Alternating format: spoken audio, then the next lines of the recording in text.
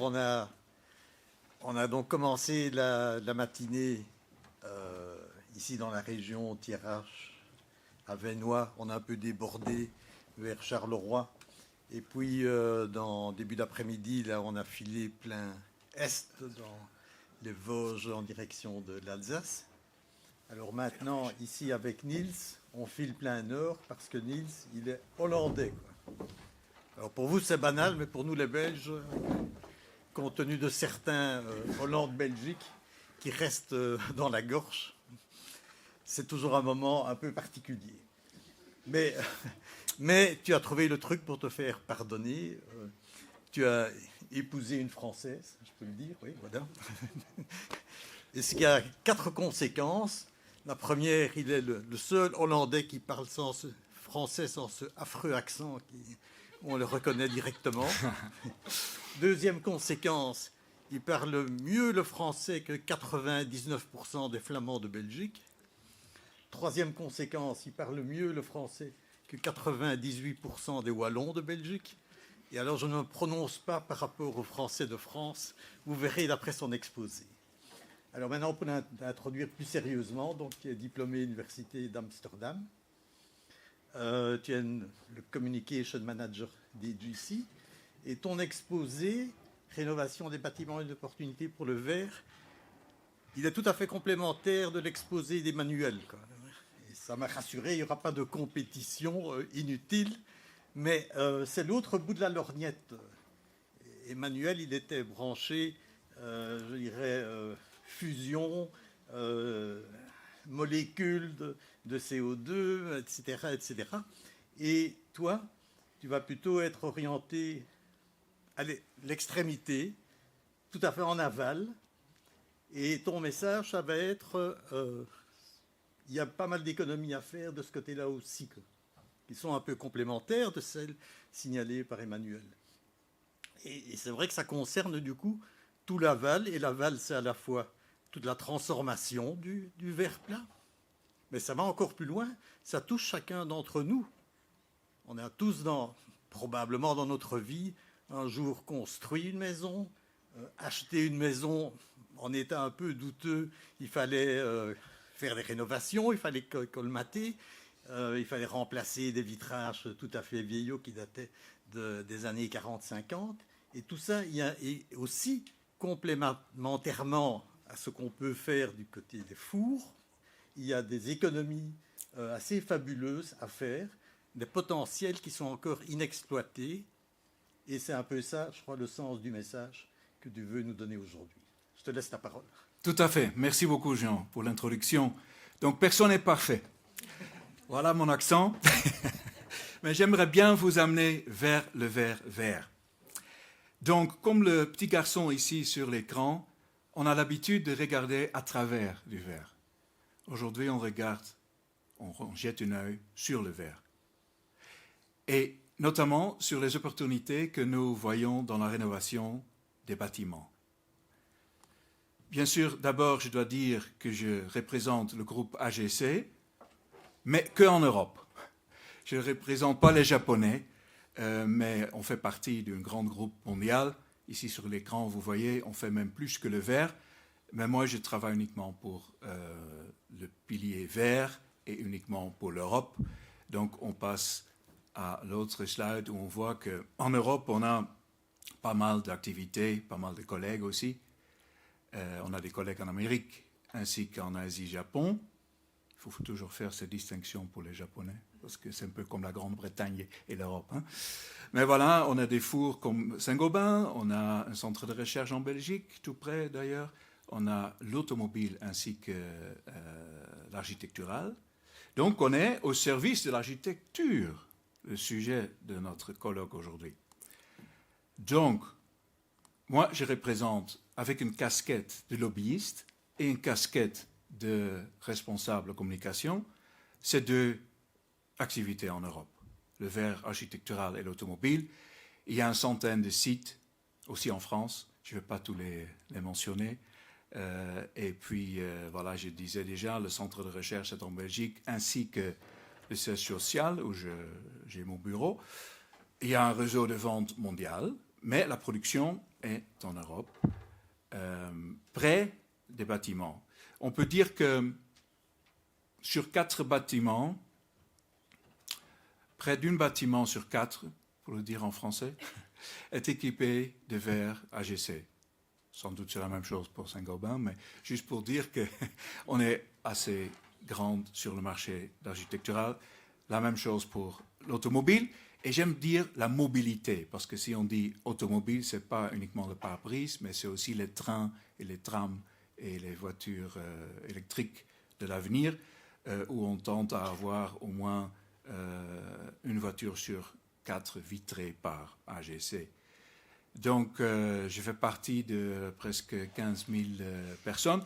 La plupart, je dois dire, est habillée en bleu, comme on dit. Moi aussi, j'ai pris le bleu aujourd'hui pour ne pas faire distinction de nos collègues à l'usine.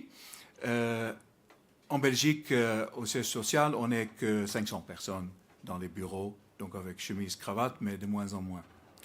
Un chiffre d'affaires de 1,3 milliard pour l'Europe, donc on est toujours in business, comme on dit en anglais.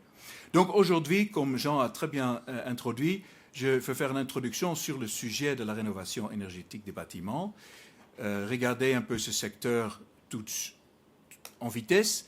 Jeter un œil sur la réglementation européenne, puis les défis que nous voyons dans la rénovation des bâtiments. Donner quelques exemples. Je ne vais pas parcourir tous les produits existants chez AGC, ne vous inquiétez pas, mais juste 2 ou 3 dont je pense qu'ils sont intéressants à mentionner, et puis une petite conclusion pour terminer. Donc pour la grande introduction, en Europe, le secteur du bâtiment représente 40% de la consommation d'énergie. Donc, réduire la consommation énergétique est un défi pour le bâtiment, et là, le double, le triple vitrage est bien sûr une solution à cela. Mais pour cela, il faut bien que, en luttant contre le changement climatique, on augmente le taux de rénovation. Parce qu'aujourd'hui, il y a un peu d'activité économique dans le bâtiment, mais on peut vraiment accélérer cela pour atteindre un meilleur niveau énergétique de tous les bâtiments autour de nous. L'Union européenne a fixé des objectifs sur la durabilité, donc ça veut dire quel type de matériaux on utilise dans le bâtiment, mais bien sûr aussi pour mesurer combien de CO2 est encore émis une fois rénové. L'Union européenne, la Commission européenne, je dois dire, parlait d'une vague de rénovation, mais c'est toujours un rêve. Ça ne se concrétise pas encore aujourd'hui. Il y a quelques obstacles. De tous les bâtiments en Europe, il y a 25% que on dit non résidentiels. Donc là, on pense aux bureaux, aux centres commerciaux, ainsi de suite. Nous, on se focalise là un peu plus sur le résidentiel, donc sur les bâtiments dans lesquels on habite et qui sont construits aujourd'hui. Mais si on parle de la rénovation, il y a encore toute une masse de bâtiments occupés. On habite peut-être là-dedans nous-mêmes, mais qui ne sont pas encore rénovés et émettent donc beaucoup de CO2. Donc ça fait partie de ce fameux Green Deal, pacte vert de Mme von der Leyen, qui a sa deuxième commission maintenant. Je crois que ça a été décidé hier. Et donc elle peut continuer cette pacte vert, mais plus avec M. Timmermans, qui est un compatriote à moi. Ils ont trouvé quelqu'un d'autre. Mais bon, c'est juste pour dire que cette vague de rénovation n'est pas encore achevée au niveau européen. Si on se focalise, on prend l'objectif et on regarde ce secteur du bâti, on voit qu'il y a de nouvelles normes qui prescrivent donc l'efficacité énergétique, pas seulement quand on construit un nouveau bâtiment, comme c'était avant, mais aussi quand on rénove un bâtiment. Donc ça aide déjà à augmenter ce taux de rénovation. Ça devient de plus en plus obligatoire de rénover. Si on regarde le parc immobilier dans les 27 pays de l'Union européenne, on voit qu'il y a de nombreux bâtiments encore énergivores et vieux. Donc pour nous, ça veut dire qu'il y a un marché. l'isolation thermique de ces bâtiments est vraiment insuffisante. Aussi, les systèmes de chauffage et le refroidissement plus à jour. Et donc, ça montre déjà la complexité. Il y a plusieurs choses à faire. Ce n'est pas seulement retaper le vitrage. Mais il y a ces vitrages, ces fenêtres qui sont peu performants. Et pour cela, nous voyons donc des solutions. Avec le but de réduire la consommation énergétique, mais en même temps, améliorer le confort des occupants, tout en diminuant les émissions de CO2.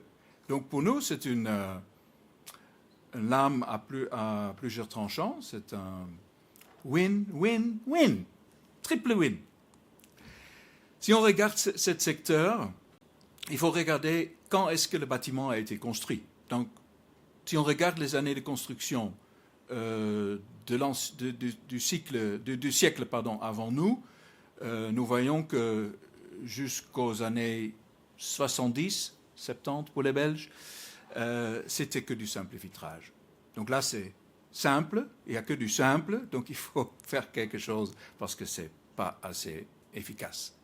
Mais le simple vitrage rentre dans des châssis où le double vitrage et le triple vitrage souvent ne rentrent pas. Ou bien il faut changer toute la façade, ce qui se fait. Après ces années-là, nous avons vu, et l'image, l'ancien pub de Thermopan était déjà sur l'écran, il y avait le double vitrage de la première génération, et ça a été installé dans le bâtiment dans les années de construction des années, disons, 70, 80. Après, on a vu venir, ce qu'on vient de voir sur l'écran, le double vitrage à couches, donc avec les couches isolantes, bien performants pour le froid et contre le chaud, donc le low E et le contrôle solaire, et aussi le début du triple vitrage, donc les 3 panneaux. Si on regarde dans ces bâtiments, combien de pourcentage est encore du simple vitrage, c'est en anglais ici, mais c'est du 44%. Si on regarde le early double, donc le Thermopan ou d'autres double vitrages de la première génération, c'est 42%. Donc ensemble, ça fait 86% de vitrage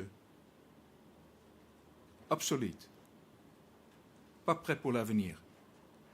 Peut-être qu'avec le double vitrage des années 90, 90 pour les Belges, ça va encore. Mais il y a au moins 86% de fenêtres à rénover. Et donc ça fait, on a vite fait un calcul, 3,6 milliards de fenêtres à retaper. Mais en ce moment, comme je disais, le taux de rénovation est encore à 1, peut-être 2%. Ça doit vraiment doubler, sinon tripler, pour faire ça dans les années qui viennent. On ne va pas atteindre 2030 comme ça, on ne va pas atteindre 2050 comme ça. Mais le marché a, comme je dis, déjà un problème identifié, et c'est souvent la condition des châssis. Pas seulement l'épaisseur, mais aussi la condition des châssis. Donc il faut aussi changer les fenêtres, les châssis. Et donc le coût augmente. Ce n'est pas uniquement le verre qu'il faut changer, c'est aussi les fenêtres et peut-être aussi le toit et ainsi de suite. Mais pour donner une idée de l'ampleur de ce marché, la réglementation européenne est mise en place. Ça faisait partie de ce pacte vert qui a révisé le EPPD, comme on dit en termes de lobbyistes, la directive sur la performance énergétique des bâtiments. Il y a aussi les normes, le marquage CE qui est en ce moment révisé, qui est mis en place, donc le CPR. Et puis il y a aussi des financements qui petit à petit se voient dans nos pays, comme en France ma prime Rénov', ça vient par le France Relance, mais en fait c'est une pot d'argent qui se trouve à Bruxelles. Les investissements sont nécessaires. Et voilà les défis que nous voyons pour passer à l'acte, c'est il faut trouver des investissements. le taux de rénovation, je répète. Les exigences réglementaires varient d'un pays à l'autre. Donc au niveau européen, il y a déjà ce dispositif, mais il faut encore que dans tous les 27 pays, c'est transposé, implémenté en législation nationale et avec une peau de subside à côté, et ce n'est pas encore d'actualité. Les propriétaires et les gestionnaires des bâtiments sont à persuader, parce que c'est une obligation dès qu'ils commencent à rénover, mais ils ne sont pas obligés de rénover. Pour les occupants des bâtiments, des fois, il faut aussi les convaincre, parce qu'ils craignent des perturbations, ils ne veulent pas être ailleurs pendant peut-être des jours ou des semaines, pendant que les travaux se font, et ils ont encore plus grave la crainte que le loyer va être indexé, on dit en français, va être augmenté après que les proprios ont fait la rénovation. Un autre défi qu'on voit, c'est la complexité technique. Mais pour ça, on tente à trouver des solutions sur mesure. Quelques exemples. Comme déjà bien présenté, et je ne vais pas toucher plus de mots à cela, aussi AGC Glace Europe a développé plusieurs produits variés pour répondre à cette demande de rénovation énergétique. Il y a donc les vitrages à isolation thermique renforcée, donc ça veut dire contre le froid, et les vitrages à contre solaire, plutôt dans le sud de l'Europe, mais de plus en plus aussi dans nos climats. Mais on a rajouté une troisième, les vitrages sous vide. Pour donner un tableau, il y avait donc le simple vitrage, vous vous souvenez des années de construction, puis il y avait le double de première génération, puis le double à couche, puis les verriers sont venus avec le triple, voilà, le triple, et aujourd'hui on a aussi le sous-vide, qui a une performance énergétique pareille à un triple, mais qui a une épaisseur aussi fin que possible, avec une transmission lumineuse qui est comparable au double. C'est en fait un double, mais les plaques de verre sont tellement près l'un de l'autre, avec des petites épaisseurs entre les plaques, pour faire en sorte que ça rentre dans le châssis, dans les cadres où il y avait avant un simple vitrage. Et donc, en ce moment, c'est un produit cher, produit en Belgique, l'eau de Linsart, Charleroi, un peu cher, petite série encore, mais ça adresse cette niche des bâtiments patrimoine où il n'y a pas moyen de changer l'épaisseur des façades classées. Et donc, pour vous donner le nom, chez AGC, les concurrents ont ça à venir aussi, le verre sous vide ressemble à cela, donc l'image est là sur l'écran. Il y a donc les petits dots, les petits points, mais c'est presque, ça ne gêne pas, on va dire. C'est visible, mais ça ne gêne pas. Et voilà, il y a d'autres avantages que je ne vais pas mentionner, mais on a donc trouvé une solution pour adresser ce problème de châssis où le double et le triple performant ne rentrent pas. On peut passer à un vitrage isolant sous vide. Et sous vide veut bien sûr dire qu'il n'y a plus rien entre les plaques. Il n'y a ni de l'air ni de gaz. C'est vacuumized. Et à la conclusion, la rénovation énergétique des bâtiments est un élément clé. Je pense qu'on est tous d'accord. Mais il faut bien regarder avec quels matériaux on fait cela et si possible avec moins de matériaux qu'avant. Donc passer à un ultra mince au lieu d'un triple. Grâce à des produits variés comparés aux autres produits de construction, je veux dire, il y a des solutions déjà pour attaquer cette énorme masse de bâtiments en Europe qui reste encore à rénover. Et ça nous donne, nous, comme verriers en Europe, avec la chaîne de valeur qui suit, un avenir de rester en Europe, de continuer notre activité énergétique. Pour nous, le marché de la rénovation est vaste, ça va lent, le taux de rénovation, encore une fois, est très bas, mais il y a un avenir vaste, il y a un bon avenir long terme pour nous. Mais il faut voir aussi avec quels matériaux on vient sur ce marché-là.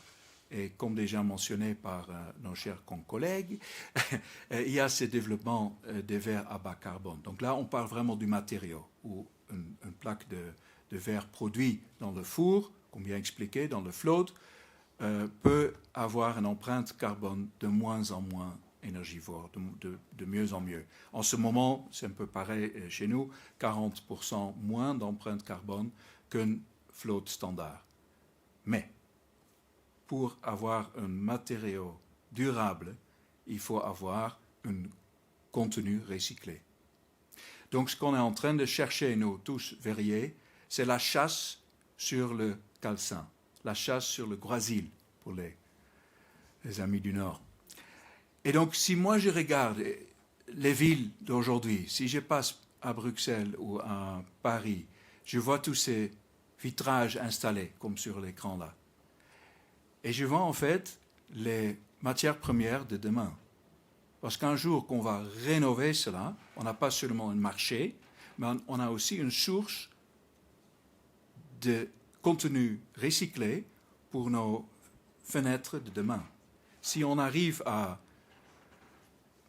retrouver ces verres, cassés ou pas, peu importe, mais propres, de tous ces bâtiments existants, on est capable de refondre cela pour des verres de demain, comme dans la troisième image.